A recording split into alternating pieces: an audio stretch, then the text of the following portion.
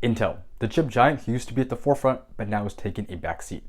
I'm going to give a neutral view on its current state and also a range of the future possibilities. I'll start with the financials, and then I'm going to move on to an overview, and finally, some key things that you should just consider. Intel is past its prime, but they are trying to make a massive comeback. Unfortunately though, it hasn't exactly hit their numbers yet, and probably won't for a while. While the revenue used to be growing, starting in 2021, they have gone through a pretty substantial dip. They are down $25 billion or 31% from their 2021 height. Isolating their net income, it tells an even worse story. After a big bump from 2018, it drops and it drops again. It's even worse than the revenues, and I can't really bring myself to say a number, but just for you guys, I'll say it. They finished the most recent year with $54 billion in revenue and $1.7 billion in profit.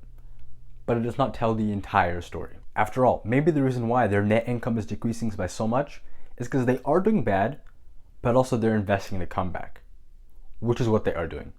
Have you guys heard of the CHIPS Act? Intel was awarded $8.5 billion in grants and $11 billion in loans, although that does not delete their giant failures. Both Samsung and TSMC can produce 3 nanometer chips, while Intel can't still. Intel recently opened up their foundry service, which is basically the production of actual chips, and they're going to make their own chips as well as chips for other companies. This is how TSMC and Samsung operate. Although TSMC exclusively manufactures, they leave the designing all up to Apple, Nvidia, AMD, those companies. So here's a graph of the stock performance with similar companies-ish. Stock-wise, they have essentially remained flat. To be fair though, Intel is already a big company, and it's hard to have a 5x growth if you're already a $100 billion company. In my Nvidia video, I compared Intel to Nvidia over stock growth rate. It wasn't close. The gap was so big, it was not even funny. If we're gonna give Intel some credit though, Intel was already an established company while Nvidia was still a young sapling. A key difference is that Intel also designs their own chips. Nvidia just basically designs the chips and then gives them to TSMC for manufacturing, while Intel designs and makes their chips.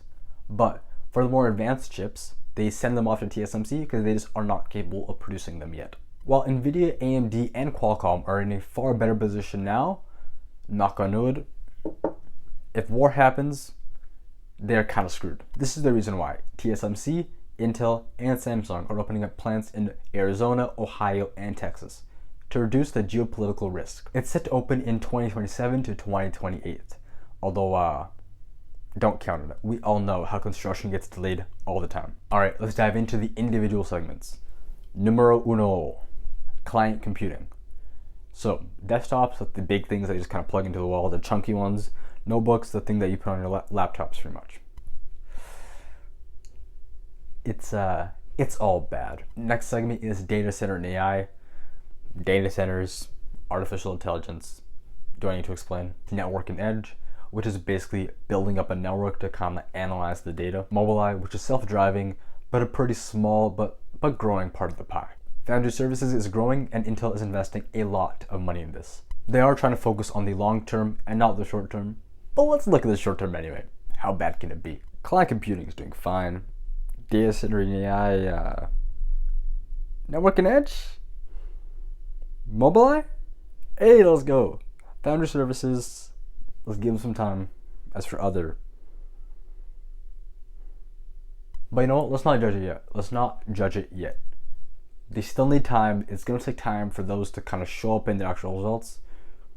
So let's just chill on that. And let's also hope that Intel does not screw up like they did with the 7 nanometer chips, and also immediately start going for profit the second that it starts working, and then screw up all the achievements that they made. What they have going for them is the American government really wants them to succeed. I mean, the CHIPS Act is a thing. They invested a lot of money, and maybe that'll give Intel a chance to catch up and maybe even go past all the other competitors. Also, national security wise, they got a lot of backing from that because they want to see stuff being produced in America. They are investing heavily into the future. Dividends are reduced by around 2/3, and stock buybacks have not happened since first quarter 2021. This shows their commitment to investment, or that they have no more money left to give out. Their CEO, Patrick Gelsinger, seems to be more of a product guy. If we're going to try to get more competitive product-wise, having a product-focused CEO, at least from what I can tell, seems to be like the right choice. Their PE ratio is around 30. It's on the lower end. It's a bit higher than Qualcomm, but lower than AMD, Nvidia by a lot. As for things against them, they are really behind. Samsung is working on making 3nm chips, while TSMC is working on stuff beyond the 3nm mark. They're already mass producing 3nm chips, while Intel is still stuck on 5nm chips. When it comes to AI, they are already pretty behind, although I don't know if they're going to try to go for this market, because they seem to be focusing on their foundry. They screwed up in deciding not to take up mobile chips. Now Qualcomm dominates that category. Intel has a lot of failures. They're going on a bad trend, and if they keep on taking blows like this, the question is, how many more of these can Intel take before they receive a blow that they cannot get back up from? All in all, Intel is a very risky company.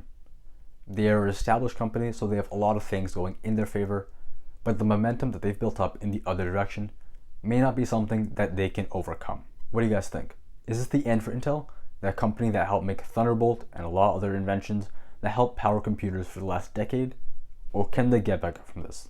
Let me know down below in the comments. If you want saving and investment advice, I link the SEC's guide, because who am I to give any advice? I am a nobody.